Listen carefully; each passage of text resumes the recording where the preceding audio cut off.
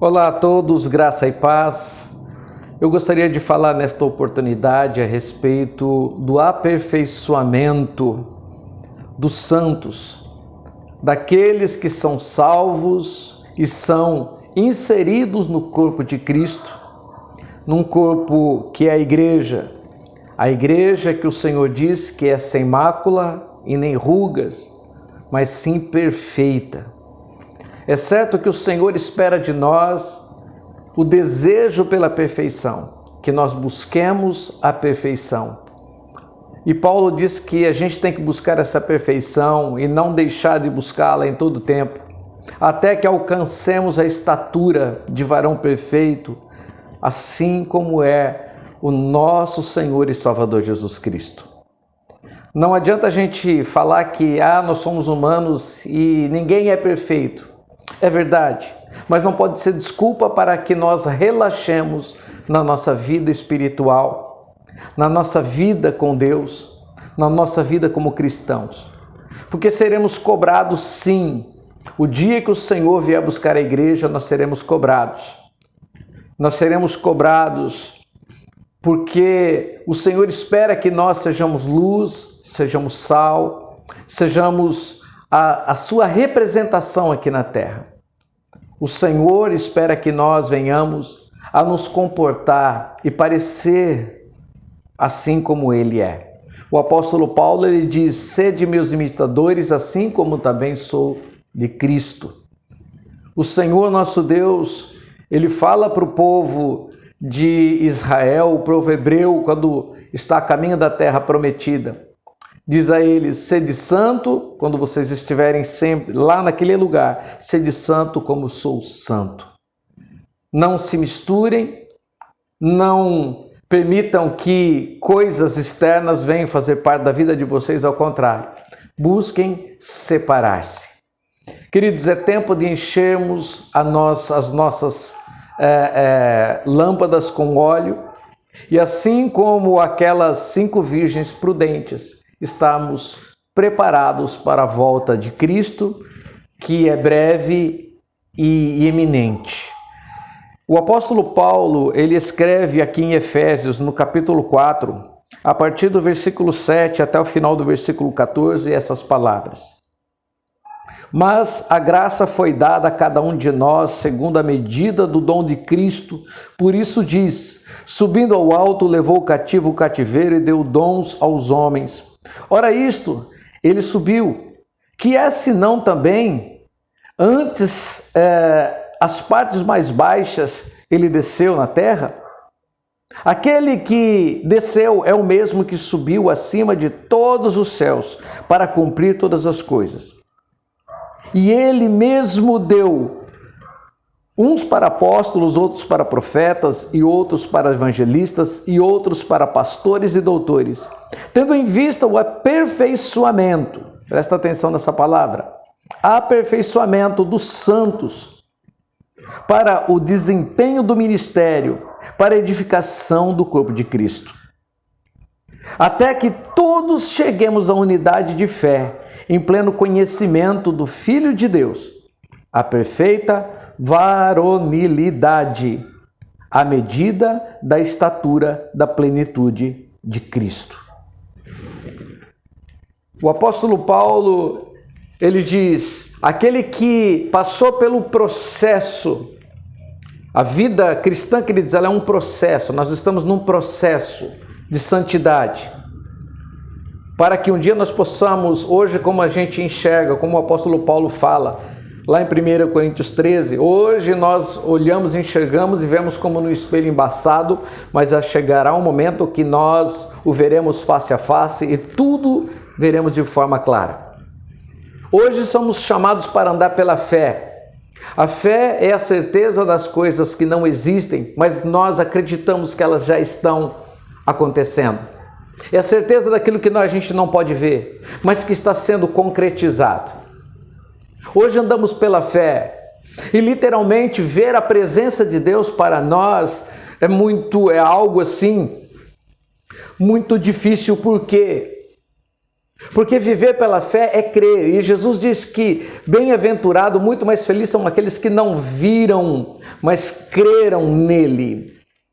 Hoje vemos, talvez até de uma forma, de um espelho como se fosse embaçado, mas um dia veremos claramente, o veremos face a face. Estamos numa preparação para encontrar com Jesus. E o apóstolo Paulo ele traz uma revelação aqui. Que aquele que um dia passou pelo processo, desceu à terra, nasceu numa manjedoura emprestada, se formou como homem, humanamente falando, dentro da casa de um carpinteiro, e essa profissão ele exerceu. Aliás, profissão que remetia àquilo que Jesus ia viver um dia, a madeira, a cruz do Calvário. Cruz esta que não era dele, mas era nossa. Aquela cruz que Jesus morreu foi por nossa causa, aquela cruz era para nós, mas ele tomou o nosso lugar. Glória a Deus. Ele passa por 3 anos de um ministério terreno, onde ele é tentado, mas ele vence a tentação. Onde ele cura os enfermos, ressuscita mortos, abre olhos dos cegos, permite com que pessoas paralíticas voltem a andar.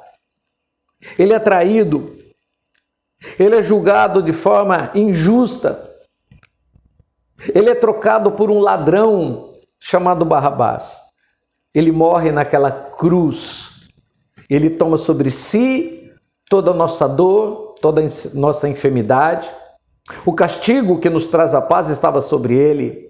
Assim foi profetizado e cumprido, profetizado por Isaías e cumprido em Cristo. Na cruz, ele morre por nós. Ele recebe um túmulo emprestado. E esse túmulo, ele renasce, ele ressurge, ele revive, ele ressuscita. Ele vence a morte. E hoje o Senhor tem na sua mão a chave da vida e da morte, a chave do inferno está na mão do Senhor. Por isso as portas do inferno não podem resistir contra nós. Ele volta ao céu glorificado, ele passa pelo processo e nos dá salvação. Hoje o Senhor está sentado à direita do Deus Pai Todo-Poderoso. Esse Deus Santo, maravilhoso, esse nosso Senhor Jesus Cristo que passou incólume pelo pecado aqui na terra. Não teve uma mancha sequer na sua vida. Como um cordeiro perfeito, ele exerceu o seu ministério, ele fez por nós o grande sacrifício. Um sacrifício que abriu o caminho para que possamos chegar diante do trono de Deus. Para que nós pudéssemos sermos livres do pecado. A partir do momento que o sangue de Jesus é derramado sobre nós, somos livres do pecado, somos livres da culpa. Para assim nós buscarmos a perfeição. E aqui o apóstolo Paulo diz que ele deu dons aos homens. Em alguns dons especiais, como pastores, doutores, como mestres, evangelistas, como apóstolos. Pessoas que receberam uma missão que ela é muito cara. O ministério cristão, o ministério pastoral, evangelístico, apostólico, enfim. Os ministérios que o Senhor deu, eles são muito caros. E nós devemos levar muito a sério, porque há uma responsabilidade muito grande para aquele que exerce um papel de liderança, de doutrina, de ensinamento. Ele diz que essas pessoas foram separadas, colocadas em um aperfeiçoamento para que toda a igreja também fosse aperfeiçoada, para que o corpo de Cristo fosse aperfeiçoado. Eu convido você que é crente, você que nasceu de novo em Jesus Cristo, convido você a buscar a viver uma vida abençoada e buscando santificação todos os dias, porque a própria palavra de Deus diz que sem a santificação ninguém verá a Deus.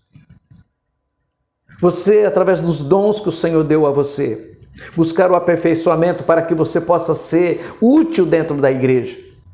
Não apenas um mero espectador, um ouvinte de palestras, mas alguém que faça a diferença no meio desse mundo tenebroso, para que você possa realmente ser aquilo que o Senhor Jesus quer que você seja. Luz para um mundo que está em trevas. Um mundo que não tem mais graça, que não tem sabor. O Senhor espera de você que você seja o sal para essa terra. E você só poderá ser se você desejar passar pelo processo do aperfeiçoamento. Se você tiver como um alvo, como o apóstolo Paulo diz, esquecendo-me das coisas que para trás ficam e avançando para as que estão diante de mim, prossigo para o alvo da minha soberana vocação em Cristo Jesus. Para que você possa também lá no final da tua vida, você falar como Paulo: cheguei ao fim, mas estou tranquilo porque eu combati o bom combate, eu corri a carreira e eu guardei a fé. E tenho certeza que o meu justo juiz terá para mim a recompensa devida. A verdade que um dia todos nós teremos um encontro com Jesus, sejam pastores, doutores, mestres, apóstolos, evangelistas, ou sejam os ministradores de louvores na igreja, sejam os crentes em geral, teremos um encontro com Cristo. E é tão bom quando a gente chegar a esse momento, a gente ter a certeza: eu combati o bom combate, eu corri a carreira e eu guardei a minha fé. Busquei viver uma vida de santidade, uma vida com propósitos. O Senhor nos chama para crescermos dentro do seu reino, para chegarmos à estatura de Cristo, à estatura de varão perfeito. O Espírito Santo, Ele quer te ajudar e Ele te chama nesse momento para quebrar e romper algumas coisas na tua vida. Coisas que não servem mais para você, coisas que desagradam a Deus e coisas que te impedem de viver algo maior dentro do reino de Deus. O Senhor te chama nesse momento para dar uma olhada em tudo que está acontecendo em você. E que você possa, sem medo, mas com ousadia e com humildade também, chegar diante de Deus e pedir: Senhor, estou aqui. Fazer como Isaías: Senhor, eu estou aqui. Se não tem quem mandar, manda a mim. Senhor, me purifica. E eu estou aqui me santificando. Está na hora de mudanças começarem a acontecer na tua vida. A você promover mudanças na tua vida. Certo que estamos rodeados de grandes testemunhas e o pecado nos rodeia a cada momento. Mas o Espírito Santo está em nós. E maior é aquele que está em nós do que aquilo que está no mundo. O Espírito Santo está em nós para nos ajudar a buscar a santificação, para que possamos cada vez mais nos aproximarmos da presença do Senhor e sermos para Ele e nele como aquele galho que dá frutos, aquele ao qual o agricultor vem e poda para que ele dê mais frutos ainda. Vamos buscar a santificação, porque com ela nós veremos a Deus. Quando buscamos a santificação, nos fortalecemos, a nossa igreja se fortalece e o reino de Deus, ele se expande. Lembre de uma coisa, que a maioria das pessoas não está lendo uma Bíblia, mas ela está lendo a nossa vida. E elas vão enxergar em nós a presença do Senhor Jesus Cristo. Muitos serão salvos através do nosso estilo de vida, quando eles olham em nós, que nós buscamos um crescimento ao ponto ao qual Jesus começa a refletir em nossos atos. Deus abençoe a todos, que a paz e a santificação seja o desejo do teu coração. Fiquem todos na paz do Senhor Jesus Cristo.